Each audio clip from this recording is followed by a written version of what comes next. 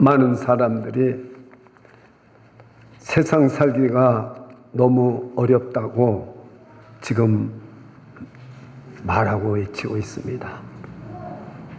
물량 대란이 나고 물가는 지금 오르고 수입은 점점 줄어들고 직장에 일하는 시간은 짧아지고 비즈니스는 문을 닫은 데가 너무나 많게 우리 눈에 보이고 있습니다. 겨울은 다가오고 있습니다. 코비드-19는 지금 3차 심지어는 4차 예방접종을 맞고 있습니다. 과연 이렇게 우리가 예방주사를 우리가 지금 이 백신 같지도 않은 백신을 맞고 과연 우리가 언제까지 어떻게 될 것인가? 과연 이 백신을 맞고 우리가 정말 괜찮을까? 2년 후에 참 걱정이 되서납니다. 저는 백신 맞은 걸 이렇게 보니까 효과가 2022년 4월 30일까지 효과가 돼 있다고 써 있어요.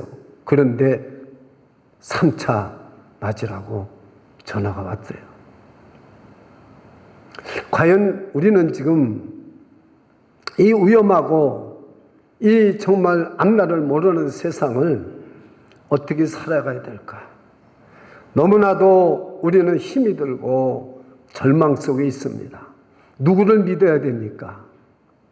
과연 내 몸을 내가 건강하게 지키고 내 가족과 내 삶을 우리 교회를 과연 어떻게 지키고 우리가 정말 앞으로 살아가야 될까 생각해 보면은 앞이 캄캄합니다. 그러다가 몸이 지칩니다. 나는 왜 살아야 되는가? 과연 내가 사는 목적은 무엇인가? 이렇게 저와 여러분이 열심히 애를 쓰고 힘들게 살지만 어느 한 구석 믿을 곳도 없고 우리가 신뢰할 곳은 하나도 없고 정부도 믿을 수 없고 사람도 믿을 수 없고 병원도 믿을 수 없고 무슨 정책도 믿을 수 없어요. 과연 우리는 어떻게 살아야 되는가? 왜 살아야 되는가? 얼마나 우리 성도님들이 어렵겠습니까? 가족 먹여 살려야죠. 자녀들 책임져야죠. 우리가 정말 이렇게 정신없이 바쁘게 살면서 나는 왜 살아야 되나? 내가 과연 무엇 때문에 이 세상을 지금 살고 있는가? 하는 질문을 누구나 한 번쯤은 해볼 것입니다. 하루 일을 마치고 내 시간이 됐을 때 과연 나는 왜 살아야 되는가? 나는 무엇 때문에 이렇게 살고 있지? 2021년 10월 31일 말일입니다. 이제 2달 남았습니다.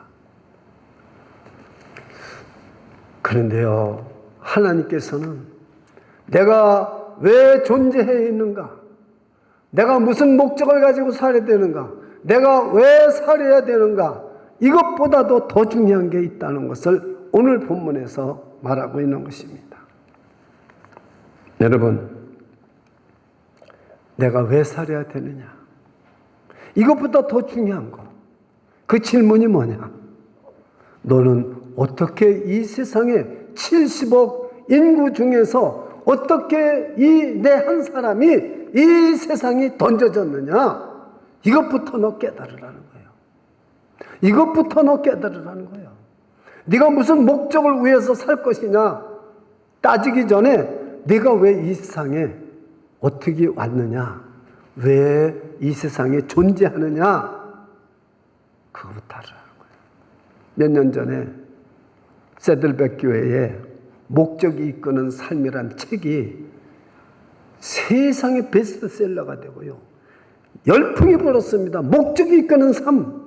여러분들도 읽고 우리 집에도 책이 2권, 3권씩이나 읽고요. 그거 안 읽은 저희가 어떤 교회는 그걸 매일 새벽 기도로 그 책을 가지고 했어요. 그런데 오늘날 교회가 어떻게 됐습니까? 쑥대밭이 됐어요. 잘 들으셔야 됩니다. 그 목적이 이끄는 삶대로 되어진 일이 있습니까? 교회는요, 손가락질을 당하고 교회 사명, 교회의 생명력은 점점 없어져 가고 있어요. 주일학교가 없는 곳이 78%예요. 지금 목적이 이끄는 삶이 아무런 열매도 없고 아무것도 아니라는 것을 누구나가 다 알게 됐어요. 허전합니다. 사람은 왜 사느냐고 물으면 그냥 사니까 살죠. 죽지 못해 살지요. 이렇게 한 번쯤 말해보지 않은 사람 어디 있겠습니까? 그런데요, 김상용이라는 시인이 있습니다. 그 사람은 왜 사느냐고 묻거든 그냥 웃지요. 그 사람이 남쪽에 창을 내세요 하는 책의 마지막 기절입니다. 왜 사느냐고 묻거든 웃지요. 그냥 웃어요. 그 시인은 그거밖에, 그게 마지막 기절이 큰 의미를 줍니다. 아무도 왜 사느냐고 여기에 대한 질문을 할 수가 없다는 거예요. 이 시인도 모르겠다는 거예요. 그냥 웃을 수밖에 없다는 거예요. 왜 사느냐고 만약 오늘 10월 31일 여러분에게 누가 묻는다면, 아니 자기 자신이 질문한다면 대답하는 사람이 있습니까? 죽지 못해 살지요. 그냥 웃지요. 할 수 없이 살지요. 사니까 살지요. 먹기 위해 살지요. 어떤 사람은 행복하기 위해서 삽니다 그래요. 행복. 여러분 정말 행복하십니까? 세상에서 가장 행복한 사람, 누가 제일 행복하게 사느냐를 제가 찾아봤어요. 여러분은 누가 제일 행복하게 사는 것 같습니까? 박 목사님, 누가 제일 행복하게 사는 것 같아요? 네. 제가 찾아보니까요, 솔로몬이 가장 행복하게 살았어요. 솔로몬은 왕 중의 왕입니다. 솔로몬만큼 번창한 나라가 없었어요. 솔로몬은 처첩이 1000명입니다. 솔로몬은 눈에 보이는 것을 금하지 않았고 마음에 하고 싶은 걸 하지 못한 게 하나도 없습니다. 성경을 한번 보십시오. 전도서 2장 10절 11절 한번 영상으로 보시겠습니다. 혹시 준비됐으면, 우리는 행복을 위해서 산다고 그럽니다. 솔로몬만큼 행복하고 즐겨봤어요? 자, 한번 다 같이 한번 읽어보세요. 시작. 무엇이든지 내 눈이 원하는 것을 내가 금하지 아니하며 무엇이든지 내 마음에 즐거워하는 것을 내가 막지 아니하였으니 이는 나의 모든 수고를 내 마음이 기뻐하였습니다. 이것이 나의 모든 수고로 말미암아 얻은 분복이로다. 이만큼 복받은 사람이 있어요. 그래서 제가 성경에서 보니까 최고로 복을 받은 사람, 솔로몬은 고생도 안 했어요. 다윗이라는 아버지를 잘 둬가지고, 그리고 왕이 돼가지고 다윗 때보다도 더 큰 영도 더 많은 조공을 받으면서 금과 은이 많을 뿐만 아니라 권세가 있습니다. 그래서 자기 눈에 좋게 보이면은 금한 것이 하나도 없었어요. 자기 마음이 즐겁다고 하면 막은 것이 하나도 없었어요. 자막에는 이렇게 복받은 사람이 없는데, 그 다음 12절을 보십시오. 전도서 2장 10절을 다 같이 읽겠습니다. 시작. 그의 본즉 내 손으로 한 모든 일과 수고한 모든 수고가 다 헛되며 바람을 잡으려는 것이며 해 아래서 무익한 것이로다. 저를 보세요. 험한 것뿐이라는 거예요. 험한 것뿐이라는 거예요. 그러면 여러분, 우리는 왜 사느냐? 우리 사는 목적이 뭐냐? 오늘 이것을 지금 찾으려고 하는 거예요. 행복? 여러분이 행복하다고 여기지만은 솔로몬만큼 행복합니까? 눈에 보이는 것마다 금하지 않았고 마음에 즐겁다 하는 것마다 막은 것이 없이 해봤습니까? 그런데 여러분, 생각해 보십시오. 험한 것뿐이고 바람을 잡는 것뿐이라는 거예요. 10월 30일 대한민국의 대통령을 지낸 고 노태우 씨 장례식이 있었다는 것은 뉴스를 통해서 아는 사람은 알 수가 있어요. 근데 참 놀라운 것은 노태우 대통령이 불교 신자였어요. 근데 여러분, 마지막 죽고 마지막 예배를 올림픽 공원에서 그 올림픽을 치른 대통령이 노태우 아닙니까? 그것을 한 대통령. 거기서 지금 그 마지막 장례 예배를 기독교식으로 했어요. 왜 그랬을까요? 왜 그랬을까요?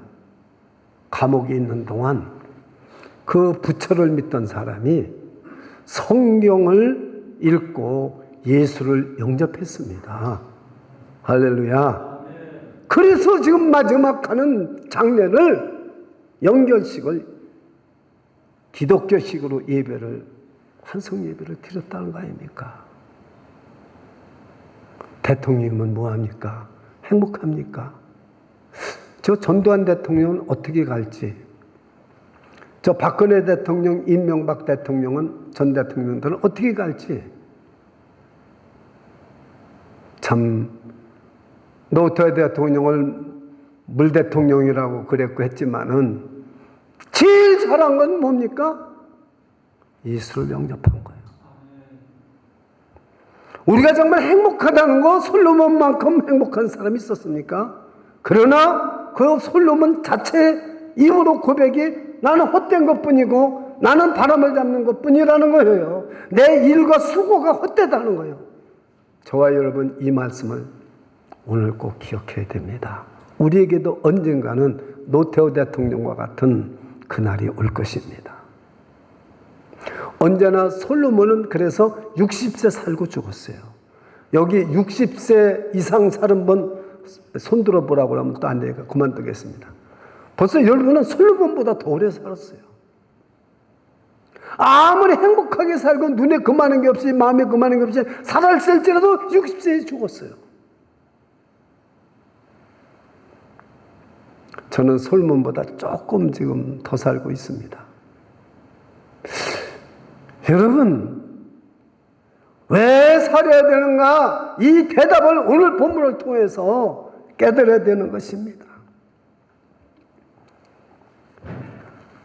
그래서 그 후에 모든 걸 다 해보고 죽을 때가 됐는데 그 후에 보니까 내 손으로 한 모든 일과 수고, 한 모든 수고가 다 헛되며 바람을 잡으려는 것이며 해 아래 무익한 것이로다 그랬어요.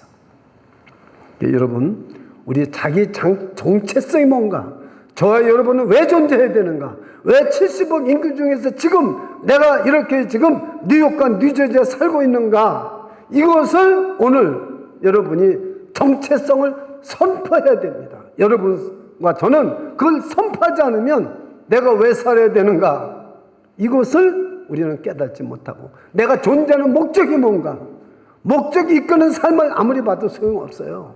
내가 어떤 존재인가, 그것을 우리는 깨달아야 된다, 그 말입니다. 자, 보십시오.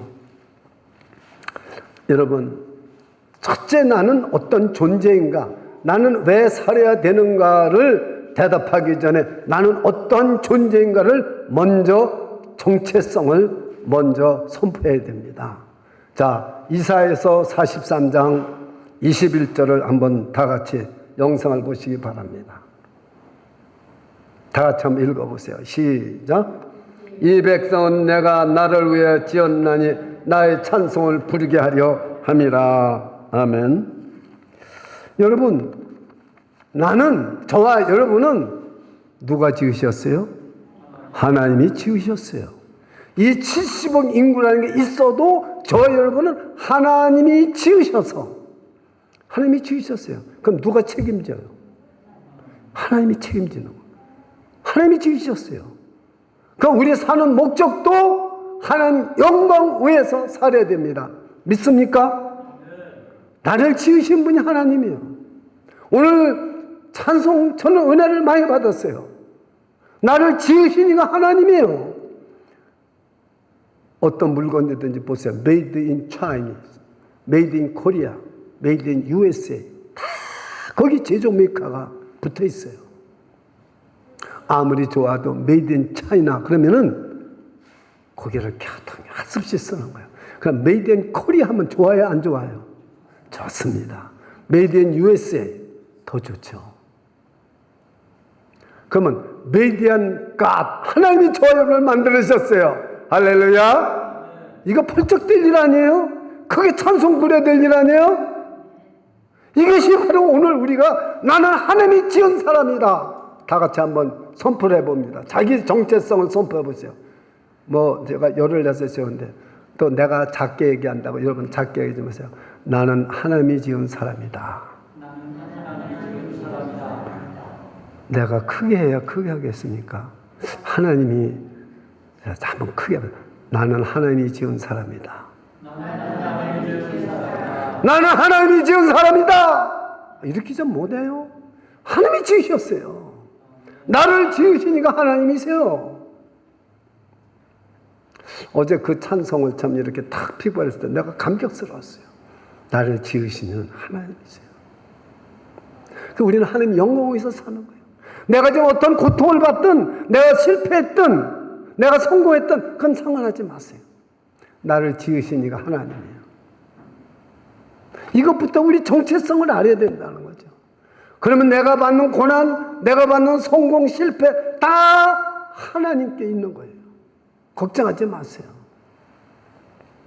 그렇습니다. 우리는 어떻게 이 세상에 던져진 게 아닙니다. 에베소서 1장 35절, 1장 3절, 5절 한번 보겠습니다. 에베소서 한번 1장 3절, 5절 한번 보십시오. 혹시 되어 있습니까? 없으면 제가 불러드려요. 있습니다. 다 같이 한번 또박또박 한번 읽으세요. 시작. 찬송하려로다. 하나님 곧 우리 주 예수 그리스도의 아버지께서 그리스도 안에서 하늘에 속한 모든 신령한 복으로 우리에게 복 주시되 곧 창세전에 그리스도 안에서 우리를 택하사 우리로 사랑 안에서 그 앞에 거룩하고 흠이 없게 하시려고. 할렐루야. 우리를 지으셨는데 우리에게 복을 주셨어요. 그러니까 여러분 지금 사는 거 고통스럽다든가 절망이라든가 또는 뭐 어떠한 실패를 했더라도 하나님이 지으셨고 하나님이 복 주시고 지금 하나님이 우리를 이끌어가고 있다는 사실을 믿으시기 바랍니다. 5절입니다. 시작. 그 기쁘신 뜻대로 우리를 예정하사 예수 그리스도로 말미암아 자기의 아들들이 되게 하셨으니. 할렐루야. 자, 저와 여러분이 아시겠습니까? 저와 여러분은 어떤 존재인지를 알아야 됩니다. 여러분이 무슨 내가 무슨 대학교를 나왔느니 내가 무슨 성공을 했느니 못했느니 내가 무슨 사업에 실패했느니 내 짭이 어떠니 걱정하지 마세요. 하나님이 지으셨고 그 뜻대로 하나님께서 그 뜻을 이루시기 위해서 저와 여러분을 붙잡고 계시고 은혜 베풀어 주시는 걸 믿으시기를 축원합니다. 그렇습니다. 우리는 저를 따라서 하나님의 은혜로 삽시다. 우리는 하나님께서 지으셨고 하나님께서 보호하시고 인도해 주셔서 모두가 오늘 여기까지 지금까지 지내온 줄 믿습니다. 지금까지 우리가 살아온 것은 오직 하나님의 은혜입니다. 그런데 여러분, 왜 인간은 이렇게 점점 살기가 어려워지죠? 그 해답을 먼저 찾아보시기 바랍니다. 여러분, 왜 세상은 이렇게 살기가 어려워집니까? 내가 못나서 그렇습니까? 내가 죄를 져서 그렇습니까? 내가 예수를 잘못 믿어서 그렇습니까? 아닙니다. 세상이 죄악으로 가득 차 있기 때문에 이 지금 우리가 고통을 당하고 있는 것입니다. 18년 동안 부모가 돌아가셔서 할머니, 할아버지가 그 손자 둘을 키웠습니다. 그런데 만화 보고 그 게임하고 이러는 거 할머니가 하지 말라고 그랬다고 60번이나 칼로 찔러서 할머니를 죽였잖아요. 나는 그 이야기 듣고요, 기가 막히더라고요. 부모도 없는데 할아버지 할머니가 그 손자 둘을 18년 동안이나 공부시켜주고 먹여주고 입혀주고 키워줬는데 그 잔소리 한다고 칼로 할아버지 보는 앞에서 할머니를 60번이나 찔러 죽였어요. 그리고 동생은 형이 그렇게 하는 걸 카봐주기 위해서 유리창을 가리고, 이 세상이 왜 이렇게 악해지죠? 난 그 소리 들을 때 뭐냐면, 세상이 왜 이렇게 악해집니까? 죄 때문에 그렇다는 걸 여러분이 아셔야 돼요. 해답을 아셔야 돼요. 우리 인간에게는 이 죄성이 들어있어가지고, 저와 여러분이 죄가 있는 의인이죠. 죄가 하나도 없는 의인은 하나도 없다고 그랬어요. 로마서 3장 10절, 12절만 한번 영상을 보여줘 보세요. 우리 인간이 의인이 하나도 없어요. 여러분, 사람 믿지 마세요. 자, 한번 다 같이 로마서 3장 10절에서부터 12절까지만 한번 읽겠습니다. 한번 시작. 기록한 바 의인은 없나니 하나도 없으며 깨달는 자도 없고 하나님을 찾는 자도 없고, 12절 다 치우쳐 한 가지로 무익하게 되고 선을 행한 자는 없나니 하나도 없도다. 18년 동안 먹여 키웠어도 하나도 없어요. 이게 우리 인간이에요. 뭐 때문에 그래요? 죄 때문에 그런 거예요. 자, 그럼 이 세상은 은혜로 살아야 되는데, 죄가 이렇게 만연해도 여러분 낙심하지 마세요. 그럼 우리는 빨리 은혜를 받고 살아야 돼요, 사람이. 그러니까 여러분들이 전도해야 됩니다. 그 사람들에게 전도를 했으면은, 그렇게 자기를 길러준 할머니를 그렇게 처참하게 죽일 수가 있겠어요? 빨리 할아버지는 병원으로 빨리 이머저씨 연락해서 하라고 하는데도 연락 안 해요.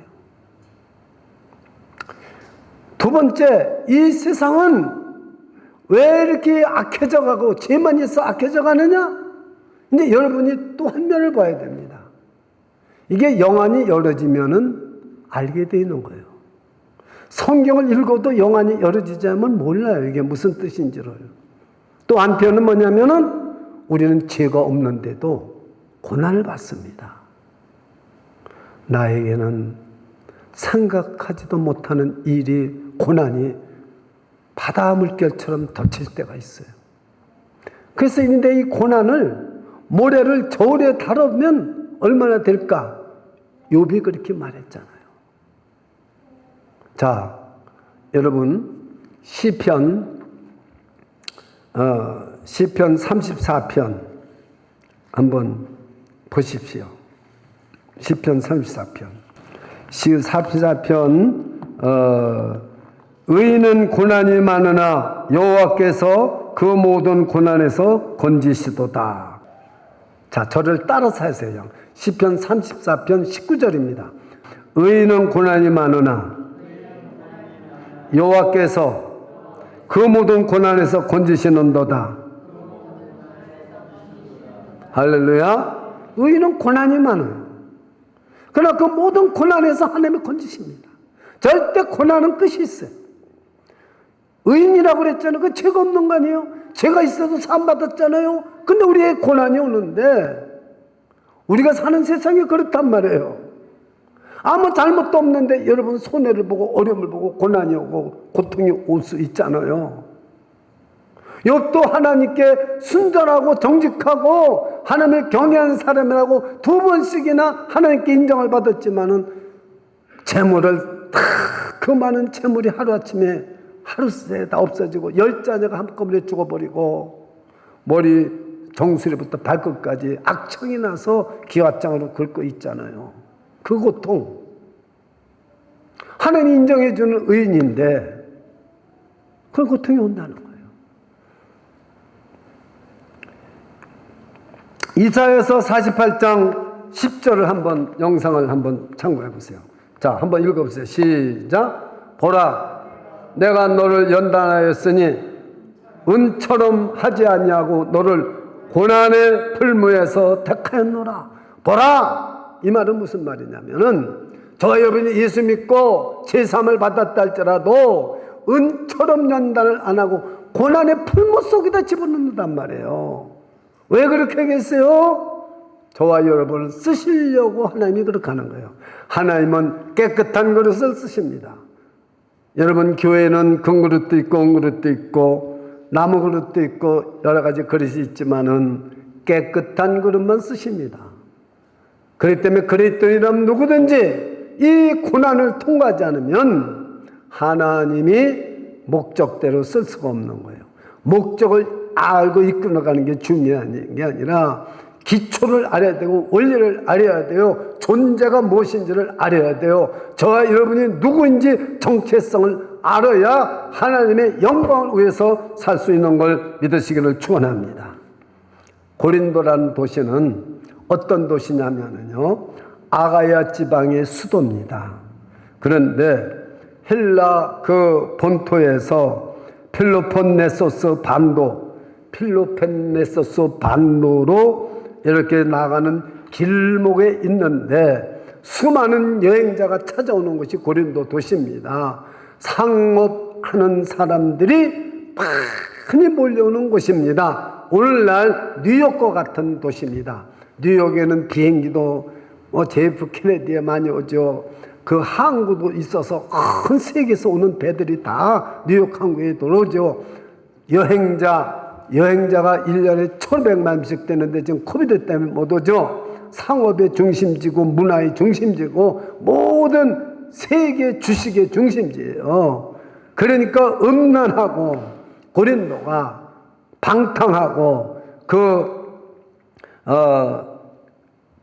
60m가 되는 그런 높은 그 산에 아크로폴리스라는 신전이 있습니다.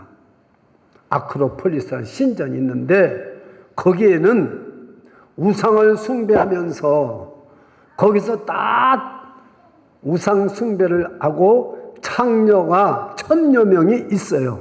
그래서 거기서 반드시 그 우상 숭배의 그 과정이 뭐냐면 창녀하고 동침을 해야 돼요. 험난한 도시입니다. 이런 도시가 고린도입니다. 이 고린도 교회에 문제가 생겨서 바울이 오늘 본문을 써 보냈는데 문제는 뭐냐? 그 우상을 숭배한 재물들을 시장에 갖다 팔면은 이 고기를 사 먹어야 되느냐, 먹지 말아야 되느냐. 이게 오늘 본문 말씀이에요. 그래서 오늘 고린도전서 10장 31절 여러분 성경에 가지고 있으니까 다 같이 한번 읽어보세요. 31절만 시작.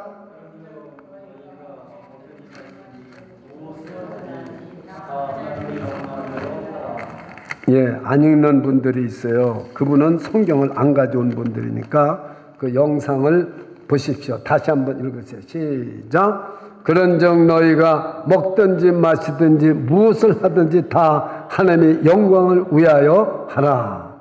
제가 설교 제목을 하나님 영광을 위하여 하고 끊어버렸어요. 하나님 영광 위하여 살자 이러다가 살자를 빼버렸어요. 하나님 영광 위하여. 그럼 도대체 먹든지 마시든지가 무슨 뜻인데 하나님의 영광 위해서 이것이 되느냐. 자, 제가 열심히 말씀을 드리겠어요. 우선 하나님의 영광이 뭔지를 알아야 됩니다. 하나님이 이곳에 저 여러분의 삶 속에, 저 여러분의 생각 속에, 저 여러분의 행동 속에, 저 여러분의 말 속에 하나님이 임재하시는 것이 하나님의 영광인 줄 믿으시기 바랍니다. 그 하나님이 나타나지 않으면 하나님의 영광이 없는 거예요. 그러면은 그걸 알아야 하나님의 영광에서 어떻게 살아야 되느냐는 여러분이 저의 판단에 딸려 있어요. 자, 정확하게 여러분한테 질문을 드릴게요. 저 우상 숭배 안 하는데 저 아크로폴리스 신전에 가서 우상 숭배하는데 함께 참석해서 우상을 숭배하고 창녀와 자야 되겠습니까? 안 되겠습니까? 안 됩니다. 이것이 하나님 영광 위해서 하는 거예요. 자, 그러면은 저 재물을 시장에서 파는데 지금 배가 고픈데 저 고기를 사다가 먹어야 되겠습니까? 안 먹어야 되겠습니까? 예? 먹어도 되고 안 먹어도 됩니다. 이걸 오늘 여러분이 구분하면은 성경을 바르게 구분할 수 있어요. 안 먹는다는 어떠냐? 바울은 고린도전서 8장 13절입니다. 두 장만 넘기면 있는데 한번 8장 13절을 영상 보지 말고 성경책을 보세요. 영상은 없습니다. 시작. 그러므로 만일 식물이 네 형제로 실족게 하면 나는 영원히 고기를 먹지 아니하여 내 형제를 실족지 않게 하리라. 내가 이 고기를 먹으면 지금 조성순 집사가 아이고 목사님이 우상한테 절한 재물을 고기를 잡수시네. 그러면 조성순 집사가 실족해. 그럼 난 영원히 고기를 먹지 않는다는 거예요. 그런데 저 뒤에 있는 현종현 목사는 모든 것이 하나님께로부터 나왔는데 한번 고기 뭐만 어떻습니까? 저 신전에 가서 절만 안 하면 되지. 그럼 저 사람 앞에서는 현 목사 앞에서 내가 먹어도 될까요? 안 될까요? 먹어도 됩니다. 이 말이에요. 자, 얼마나 하나님 영광에서 살아야 되는데 그런즉 너희가 먹든지 마시든지 무엇을 하든지 다 하나님의 영광을 위해 살아. 이 말은 여러분이 생업이라든가 여러분이 무슨 일을 하든가 비즈니스를 하든가 여러분이 공부를 하든가 여러분이 무슨 봉사를 하든가 어떤 일을 하면서도 이게 하나님께 영광이 될까 영광이 되지 않을까. 우상을 숭배하는 게 아니면 어떤 일을 하더라도 하나님 영광 위해서 하는 일이 된다는 거예요. 믿으시기를 축원합니다. 내가 목사인데 어떻게 일을 해? 이거 잘못된 생각입니다. 목사도 일할 땐 일해야지 어떡하겠습니까? 바울은 천막도 졌는데 그 일하는 거 가지고 하나님한테 영광을 가리고 하는 거 아닙니다. 여러분이 뭐 청소를 하든지 내가 옛날에는요 6.25 사변 나가지고요 너무나도 우리가 살기가 어려우니까 저 남대문 교회 장로님들이 지게를 지고 서울역전으로 장로님들이 지게를 지고 갔습니다. 그 내리는 사람들 짐을 옮겨주고 몇 푼이라도 받으려고. 돈을 벌 길이 없어요. 그게 하나님 영광 가리는 겁니까? 장로인데 어떻게 지게를 지고 가서 하는가? 그 영광을 가립니까? 아니에요. 저는 전도사 때 청소도 해보고 세탁소에서도 일해보고 뭐도 안 해보냐 많이 해봤어요. 파타임도 해보고. 이게 여러분 아셔야 돼요. 하나님 영광을 위해서 하는 일이 뭐고 영광을 가린 일이 뭔가는 내가 판단해야 된다는 거예요. 그래서 무슨 일을 하든지 먹든지 마시든지 하나님 영광을 위해서 하라 말하는 거예요. 사랑하는 여러분, 마틴 루터는 유명한 논문에 이렇게 기록을 해놨습니다. 그리스도인들은 지극히 충성스러운 만물의 종이며 모든 사람에게 예속되었다. 다시 한번 읽을게요. 얼마나 모순된 말입니까? 그리스도인은 지극히 충성된 만물의 종이며 모든 사람에게 예속되었도다. 여러분 그리스도인은 제3을 받고 자유함을 얻었어요. 갈라디아서 5장 보면 우리는 자유인이에요. 자유인인데 모든 만물의 종이 되고 모든 사람에게 예속이 되어 있다. 얼마나 모순된 말입니까? 내게 자유가 있지만 하나님 영광 위해서 만물의 종이 되라. 마틴 루터가 깨달은 게 모든 사람에게 예속되어라. 저는 참 오늘날 많은 사람들이 그래요. 아유, 엊그제도 어떤 목사님을 만났는데 인사를 하니까 아이고 목사님 소식 들었습니다. 고생이 참 목사님 요새 많으시다고 손 목사가 그러더라고요. 그래요. 그 무슨 말씀입니까? 그 도서관에 책을 이제 신학교 도서관에 책을 갖다 주러 갔는데 그래요. 그래서 그 무슨 말씀입니까? 그랬더니 오이 목사님 사모님이 그러면서 말끝을 흐려서 그래서 목사님 고생이 대단하시더라고 그러던데요. 그래요. 그래서 내가 목사님 논문 쓰신다고 그랬죠. 마틴 루터가 무슨 말을 했는지 아십니까? 딱 무슨 말을 했는데요. 마틴 루터가요. 모든 이 그리스도인들은 지극히 충성된 만물의 종이에요. 모든 사람에게 예속되었다고 말했어요. 이래도 뜻을 모르는 분은 제가 더 이상 설명을 해야 될지 안 될지 모르겠어요. 저는요, 여러분이 종이 되어야 됩니다. 모든 사람에게 종이 되어야 돼요. 만물에도 종이 되어야 돼요. 이게 마틴 루터가 깨달은 거예요. 굉장히 중요한 말씀 아닙니까? 특별히 논문을 쓰는 사람들에게는 이 정도는 우리가 깨달아야 되는 일입니다. 여러분은 다른 사람을 판단하고 다른 사람을 위해서 내 유익을 생각하고 안 하고 애끼는 일이 얼마나 많습니까? 그게 오늘 본문 말씀을 못 깨달은 분들이에요. 오늘 32절을 제가 읽어드리겠습니다. 유대인에게나 헬라인에게나 하나님의 교회나 거치는 자가 되지 말고 나와 같이 바울과 같이 모든 일에 모든 사람을 기쁘게 하여 나의 유익을 굳이 아니하고 많은 사람의 유익을 구하라. 그리고 많은 사람의 구원을 받게 하라.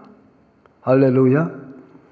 하나님의 영광을 위해서 하는 일이 마틴 루터가 깨달은 거예요. 하나님의 영광을 위해서 저는 그 마틴 루터의 그 유명한 논문이 제목이 그리스도인들은 엄청난 자유를 얻었습니다.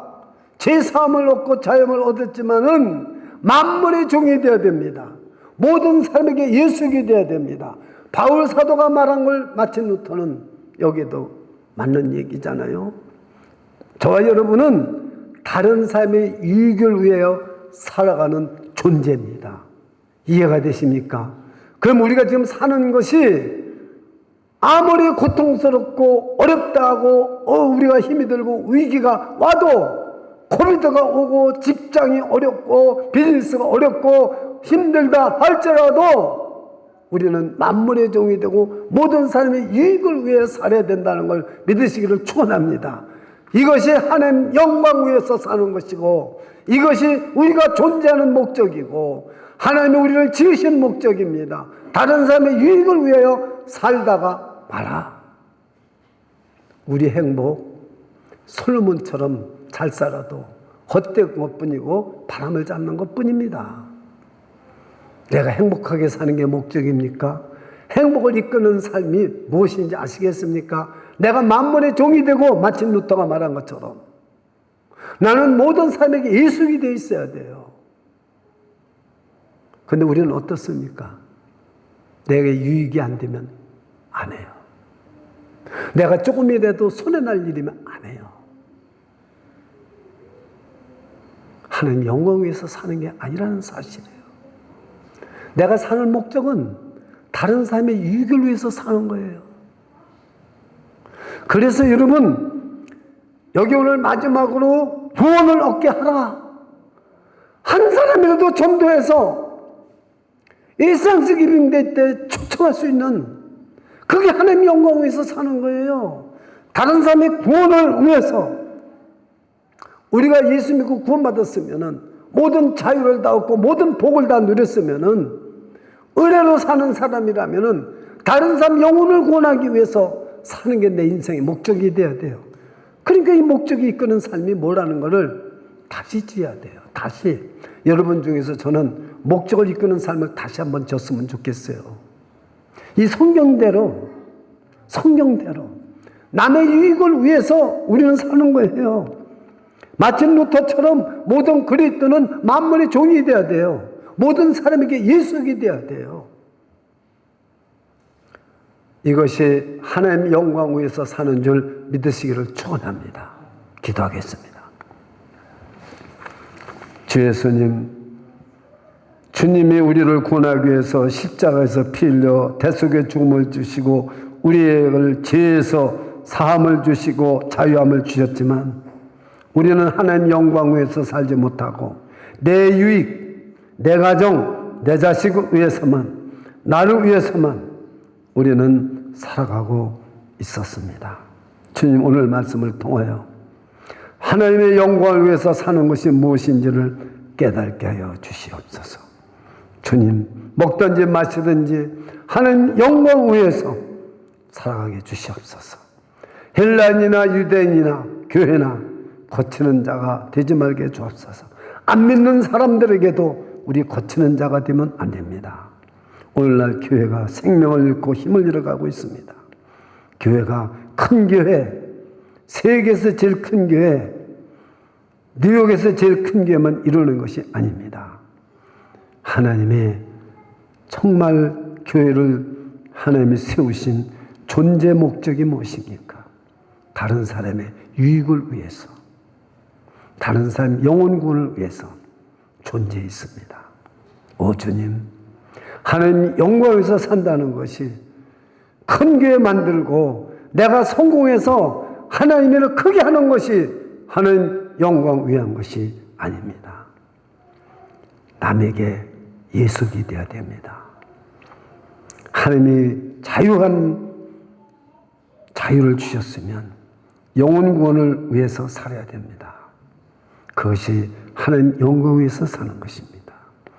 다른 사람을 섬기고 다른 사람을 위해서 살고자 하는 것이 바로 주님의 영광을 위해서 사는 것이요, 주님의 손과 발이 되는 것입니다. 깨끗한 그릇을 쓰시는 주님, 우리를 고난의 풀무에서 건져주셨습니다. 주님, 우리 남은 생애가 하나님 영광 위에서 살아가는 삶이 되게 축복하여 주시옵소서. 예수 그리스도 이름으로 기도드리옵나이다. 아멘.